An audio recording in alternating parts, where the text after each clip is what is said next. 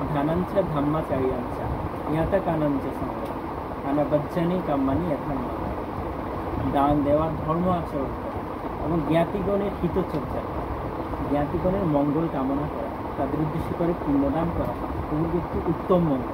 38 প্রকার মঙ্গলের কথা এখানে বলা হচ্ছে মঙ্গলসূত্রে। এই 38 প্রকার মঙ্গলের মধ্যে এগুলো কিন্তু মঙ্গল কর্ম, এগুলো খুব ধরে ধরে বিশ্লেষণ করা যায়। কেন মঙ্গল কর্ম, কেন জ্ঞাতিকে পুণ্যদান করা মঙ্গল কর্ম, কেন জ্ঞাতিকে স্মরণ করা মঙ্গল কর্ম, একটু দ্রুত সুন্দরভাবে বিশ্লেষণ করা যায়। তো এই যে জ্ঞাতিকে স্মরণ করছেন এবং অনেক পুণ্যদান করছেন, এটা এভাবে যদি আমরা চিন্তা করি বুদ্ধের ধর্ম দর্শনে জ্ঞাতি কিন্তু আমরা অনেকভাবে ভাবতে পারি। জ্ঞাতি কিন্তু এটা হতে পারে যে আপনার অদেখা জ্ঞাতি হতে পারে, দেখা অদেখা অনেক জ্ঞাতি থাকতে পারে। বুদ্ধের ধর্ম দর্শনে জ্ঞাতিকে বিভিন্নভাবে বিশ্লেষণ করে। তো বুদ্ধ বলেছেন পৃথিবীর এমন কোনো প্রাণী বিদ্যমান নেই যে অতীত কোনো ধর্মে আমার জ্ঞাতি ছিল না, আমার পিতা ছিল না, আমার মাতা ছিল না, আমার ভাই ছিল না, আমার ভক্তি ছিল না, আমার পুত্র ছিল না, আমার কন্যা ছিল না। বুদ্ধ এটা বলেছেন অঙ্গুত্র নিকায়ে 3 নিকাতে বলেছেন যে পৃথিবীর সমস্ত প্রাণী আমাদের জ্ঞাতি এবং যারা যারা উৎপন্ন হচ্ছে কোনো না কোনোভাবে তারা আমাদের জ্ঞাতির সাথে সমস্যা। তো সেই হেতুতে সমস্ত জ্ঞানী সমস্ত মানুষই আমাদের জ্ঞাতি আছে। আপনি হয়তো জানেন না আপনার অনেক জ্ঞাতি আছে, আপনি দেখেননিও তাদেরকে।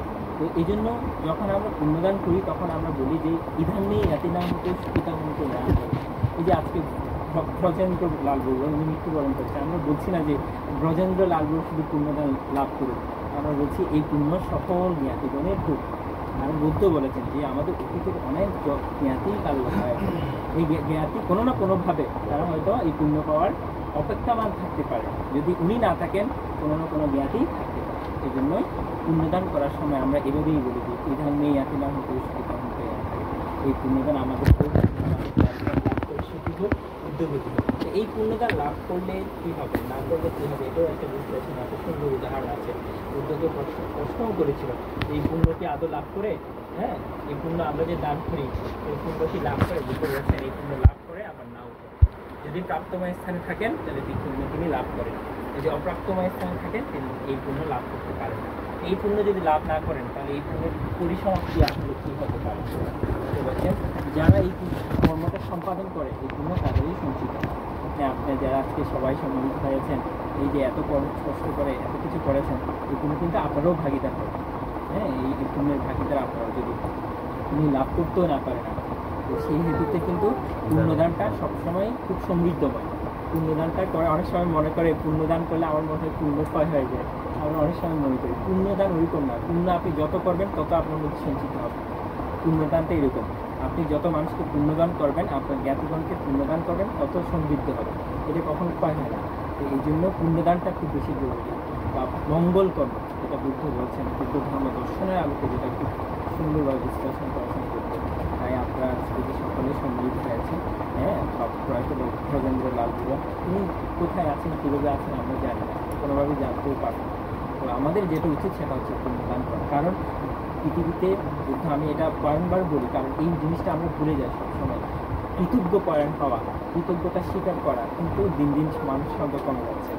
একটা মানুষের উপকার আপনি লাভ করেছেন তাকে একটু কৃতজ্ঞতা স্বীকার করবেন, এই জিনিসটা দিন দিন কমে যাচ্ছে। এই জিনিসটা কিন্তু আজকের এই পুণ্যদান কিন্তু কৃতজ্ঞতা স্মরণ করা, হ্যাঁ তার প্রতি কৃতজ্ঞ হওয়া, কৃতজ্ঞ পরায়ণ হওয়া যে উনি আমাদের বাবা, উনি আমার জ্ঞাতি, উনি আমার শ্বশুর, আমার শাশুড়ি ছিলেন, শ্বশুর শাশুড়ি ছিলেন, আমার পিতা ছিলেন, ওনার অবদান আমাদের জীবনে ছিল।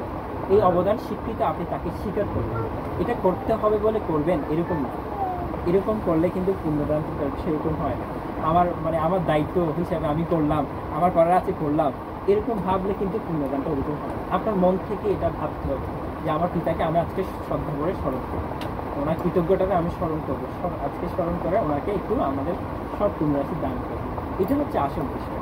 ওই গতানুগতিক ধারায় আপনার করতে হচ্ছে বলে আপনি করবেন, এটা কিন্তু পুণ্যদান তেমন একটা পুণ্য তেমন একটা হয়। তো পুণ্যদান বা সঙ্গদান যেটা বলি, পুণ্যময় অনুষ্ঠান, যে কোনো পুণ্যময় অনুষ্ঠান করতে গেলে চিত্তকে ভালো রাখতে হয়। চিত্তকে ভালো রাখলে আসলে পুণ্যের সমৃদ্ধিটা ততও বেশি হয়। আর আপনি গতানুগতিক ধারায় যখন কোনো কাজ করবেন দেখবেন যে এটা আমাদের নিজস্ব জীবনের ক্ষেত্রে আপনি যেটা মন দিয়ে করবেন সেটাতেই আমরা সাকসেসফুল করি। পড়ালেখাটা মন দিয়ে করলে আমরা সাকসেসফুল করি, এমনি গতানুগতিক ধারায় করলে আপনি অ্যাভারেজ স্টুডেন্ট যেরকম সেরকম, হ্যাঁ। তো প্রতিটা ক্ষেত্রে যখন পুণ্যদানটা করবেন তখন ফলটা আপনি সুন্দর পাবেন, তখনই যখন আসলে চিত্তকে সমৃদ্ধ করে আপনি করবেন।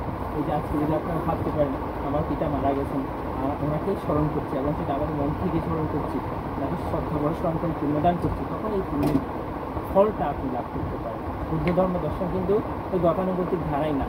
আমি তো মনে করি উনিও পুণ্য করছে, আমিও পুণ্য করলাম, উনিও বিহারে যাচ্ছে, আমিও বিহারে গেলাম, কিন্তু কেন বিহারে যাচ্ছি, উনি কেন বিহারে যাচ্ছে, আমি কেন বিহারে যাচ্ছি, এই জিনিসটা যদি কখনো না খুঁজি তাহলে আপনি ধর্ম করে কখনো সুখ পাবেন, আমরা ধর্ম করে কখনো সুখ পাবো। বিহারে কেন যায় মানুষ, কেন বিহারে যায়, কেন বিহারে যেতে হয়, এই জিনিসটা বিহারে না গিয়ে ঘরেও তো ধর্ম করা যায়, তারপরেও কেন আমরা বিহারে যাই, এই জিনিসটা যদি আপনি বুঝতে না পারেন তারপরে আপনি বিহারে গিয়ে কখনো শান্তি পাবেন না, ধর্ম করেও শান্তি পাবেন। ও যাচ্ছে তার দেখে দেখে আমিও যাচ্ছি, এরকম গেলে আপনি আসলে ধর্মের স্বাদটা, আমরা বলি রস, ধর্মের রস যেটা আছে সেটা আসলে তখনই আস্বাদন করা যায়। এই জন্য ধর্মকে মন থেকে অনুধাবন করে যদি প্রতিপালন করা হয় সেখানেই রস, সেখানে আসলে মনে বসে, যত ক্ষুদ্রই হোক, যত ছোটই হোক, হ্যাঁ। পুণ্যদান কিছু আজকে মনে করেন যে সবাই এখানে এসেছি, এটার মধ্যেও কিন্তু মুহূর্তটা আছে, মুহূর্তটা আছে, যদি আপনি সেটাকে সেইভাবে মন থেকে নিতে পারেন। হ্যাঁ, আজকে আমরা দুজন ভিক্ষু এখানে উপস্থিত হয়েছি, এই দুজন ভিক্ষুকে যদি আপনারা সুন্দরভাবে গ্রহণ করে নিতে পারেন তাহলে কিন্তু ফল আছে, অবশ্যই আছে। আর যদি বলেন যে না দুজন ভিক্ষু আসছে আমার বেশি ভালো লাগছে না, আরও হয়তো কয়েকদিন আসলে ভালো লাগবে, এটা হয়তো আপনার ভালো লাগে, কিন্তু আপনি যখন অসন্তুষ্টি হয়ে যাবেন তখন ফলটা আপনি সুন্দরভাবে ভোগ করতে পারবেন। এই ফলটা ভোগ করার জন্য আপনার সন্তুষ্টি থাকতে হবে। এই পুণ্যদান, এই দানগুলো আসলে সন্তুষ্টির উপরে। বুদ্ধ বলছেন সন্তুষ্টি পারমাংখানা, হ্যাঁ। ধন যেটা আমরা বলছি পরম ধন প্রাপ্তি, সেটা হচ্ছে সন্তুষ্টি। সন্তুষ্টি হচ্ছে পরম ধন, সেটা যেখানেই যান, যে অবস্থায় থাকুন না কেন, এই সন্তুষ্টিটা থাকলে আপনি চিত্তগতভাবে আপনি উন্নত মানুষ, আসলে আপনি চিত্তগতভাবে আপনি সুখী মানুষ হতে পারেন। আমাদের আঙ্কেল কালকে থেকে আমরা আলোচনা করছি, ওনার কিন্তু মানসিকভাবে এই সন্তুষ্টিটা ভীষণ, আমি যতটুকু আলোচনা করেছি ওনার মধ্যে এটা আমি দেখতে পেয়েছি। উনি এত আট্টালিকার প্রতি ছুটে না ছুটে মানসিক শান্তির প্রতি উন্ধাবমান, এইটাই আসলে বুদ্ধ ধর্ম দর্শনটা আমাদেরকে শেখায়। আপনি যা পেয়েছেন তাতে যদি আপনি সন্তুষ্টি থাকতে পারেন তাহলে এই জগৎটা, এই সংসারটা আপনার জন্য সুখময় হবে, অবশ্যই হবে। কারণ আপনি মন থেকে মেনে নিতে পারছেন, তো আপনি যেটা পেয়েছেন সেটা মন থেকে মেনে নিতে পারছেন, এই জন্যই আপনার সুখ। ওই অপ্রাপ্তির মধ্যে যদি ছুটেন, চারিদিকে ছুটেন, আসলে আপনি ছুটতেই থাকবেন, প্রতিনিয়ত ছুটতেই থাকবেন। আমরা তো যান্ত্রিক না, আমাদের এই জীবনটা তো যন্ত্র না যে আমরা ছুটতে থাকবো, এখানে একটা রেস্ট দরকার আছে, এখানে একটা শান্তির বিষয় আছে। হ্যাঁ, আমরা তো যন্ত্রের মতো ছুটছি না, যন্ত্র না আমরা। হ্যাঁ, এখন এমনই হয়ে গেছে আমরা যন্ত্রের সাথে কথা বলছি কিন্তু পাশের জন মানুষ কান্না করছে, তার কান্নার শব্দ শুনতে পাচ্ছে, এরকমই জীবন হয়ে গেছে আমাদের, যদিও বা, তবে এটা উচিত না। এটা উচিত, কোনটা উচিত সেটা হচ্ছে মানুষের জন্য, মানুষের থাকলে এই ধর্মটা আসলে আমাদের মানুষের সাথেই আসে। হ্যাঁ, এটা মনে করি অনেক দূরে, ধর্মটা মনে করি অনেক দূরের কিছু, বিহারে যেতে হবে, বিহারে গেলেই ধর্ম হবে, বা কোনো একটা স্থানে কোনো গুরুর কাছে যেতে হবে, ওখানে গুরুর কাছে গেলেই ধর্ম হবে, এরকম না। বিহারে আমরা যাই সেটা হচ্ছে বুদ্ধকে দেখি, তার গুণগুলো আমরা স্মরণ করি। বুদ্ধকে আমরা কেন ধর্ম আসলে মনে করি, এটার উত্তর যদি আপনি না জানেন তাহলে কিন্তু আপনার সমস্যা আছে, বুদ্ধ ধর্ম দর্শনের সমস্যা আছে। বুদ্ধকে আমরা আসলেই শ্রদ্ধা করি কেন, কারণ বুদ্ধের গুণগুলো আমরা দেখি, তিনি যে আদর্শ পড়ায় এই গুণগুলোকে আমরা স্মরণ করি। অনেকে বলে মূর্তি পূজা করেন, মূর্তি পূজা করি না, আমরা বুদ্ধের আদর্শটাকে ধারণ করি। তিনি যে এত গুণবান, তিনি যে এত তেজস্বীবান, তিনি এত বীর্যবান ছিলেন, ওই বীর্যবান গুণগুলো আমরা স্মরণ করি যেন আমাদের অন্তর্জগতে সেগুলি ধারণ করতে পারি। এটাকেই আসলে বুদ্ধের সামনে যাওয়ার মূল আদর্শ, এটাই বুদ্ধের সামনে যাওয়ার মূল আদর্শ আসলে। এটা জানতে হবে, এটা জানলেই আপনি ধর্ম পাবেন। যদি মনে করেন আমি বুদ্ধের সামনে যাচ্ছি কিছু পাবো হয়তো, তখন আপনি হয়তো খুব শান্তিটা পাবেন। কারণ আপনি যে অপ্রাপ্তিটা যখন আসবে তখন আপনার মনে দুঃখ উৎপন্ন হবে, তো দুঃখ উৎপন্ন হলে তো আপনার শান্তি নেই। হ্যাঁ, দুঃখ উৎপন্ন হলে আপনার মনে শান্তি নেই। ওই প্রাপ্তি অপ্রাপ্তিগুলো আসলে এগুলোর কোনোভাবেই মানদণ্ডস্থ করা যায় না, এগুলো জীবনের সাথে থাকবে, আমাদের জীবনের সাথতে থাকবে। তো এগুলো যে যত বেশি সহজে মেনে নিতে পারে তার জীবনটা তত সহজ হয়, তত সুন্দর। আজকে এই অনুষ্ঠান সবাই উপস্থিত হয়েছেন, হ্যাঁ, এটা হচ্ছে জ্ঞাতি ধর্ম প্রতিপালন, যে সব জ্ঞাতি একসাথে মিলিত হয়ে, এটা কিন্তু একটা আনন্দ। হ্যাঁ, এটা জ্ঞাতি ধর্ম একটা আনন্দ, এটা একটা সুখের বিষয়, বুদ্ধ বলেছেন একটা সুখের বিষয়। এই সুখটাকে উপলব্ধি করে আপনারা যে ধর্ম প্রতিপালন করছেন, আমি আমাদের পক্ষ থেকে শুভেচ্ছা, অভিনন্দন এবং পুণ্যদান করছি। ওনারা যেখানেই থাকুক আমাদের এই পুণ্যরাশি লাভ করে সুখী হোক, এবং আপনারাও ওনাকে স্মরণ করেন, শ্রদ্ধা করে ওনাকে পুণ্যদান করেন। ওনার যদি কোনো ধরনের পুণ্য পাওয়ার স্থান থাকে, এই পুণ্য লাভ করে যেন সুখী হয়, উদ্যোগী হয়, এবং আপনারাও যেন পারিবারিকভাবে সুখী সমৃদ্ধময় জীবন অতিবাহিত করতে পারেন, ধর্মটাকে সাথে নিয়ে জীবন অতিবাহিত করতে পারেন, এই কামনা করে আমার সংক্ষিপ্ত পুণ্যদান বাণী পরিসমাপ্তি করছি। যতটুকু সকল প্রাণী সুখী হবে। সাধু সাধু।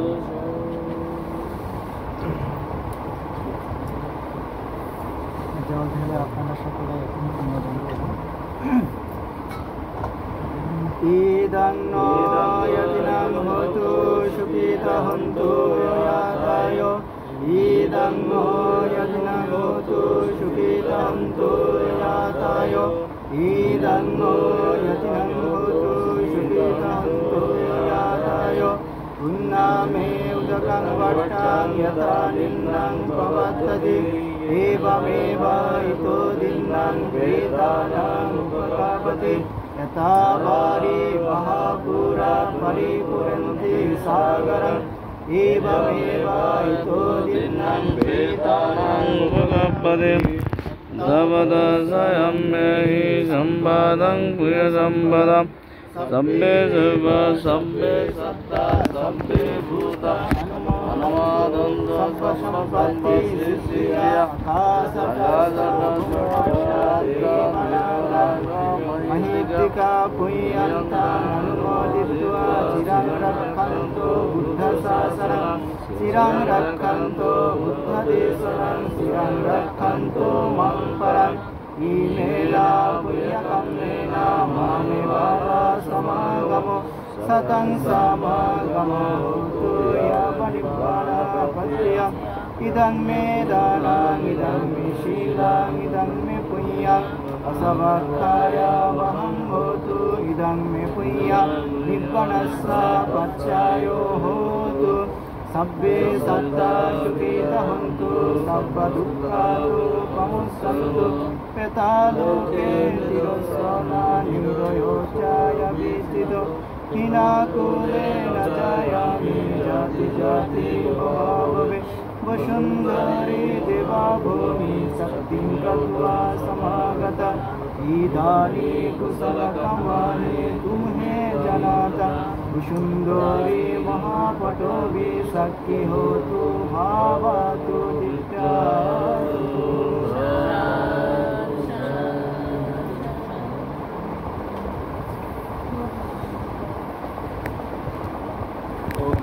धम्म वर्धन्ति आयुर्वन्नं सुखं बलं। आयुरारोग्यसम्पत्ति सर्वसम्पत्तिमेव साधु। निब्बाणसम्पत्ति विना ते समे जगोति। साधु साधु।